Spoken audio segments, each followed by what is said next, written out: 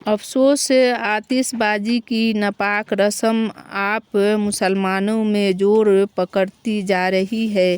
مسلمانوں کا کروڑ روپے ہر سال آتش بازی کی نذر ہو جاتا ہے، اور آئے دن یہ خبریں آتی ہیں کہ فلاں جگہ آتش بازی سے اتنے گھر جل گئے اور اتنے آدمی جھلس کر مر گئے، وغیرہ وغیرہ۔ اس میں جان کا خطرہ، مال کی بربادی اور مکان میں آگ لگنے کا اندیشہ ہے۔ پھر یہ کام اللہ عز و جل کی نافرمانی بھی ہے۔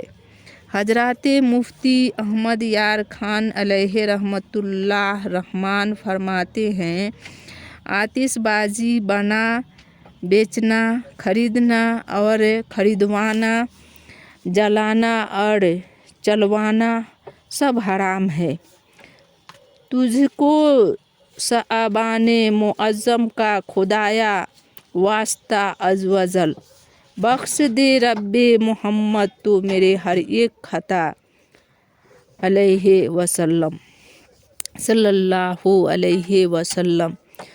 تجھے کو شعبان معظم کا خدایا واسطہ عز و جل، بخش دے رب محمد تو میرے ہر ایک خطا، صلی اللہ علیہ وسلم۔ صلو علی الحبیب صلی اللہ تعالی علی محمد۔ الحمدللہ۔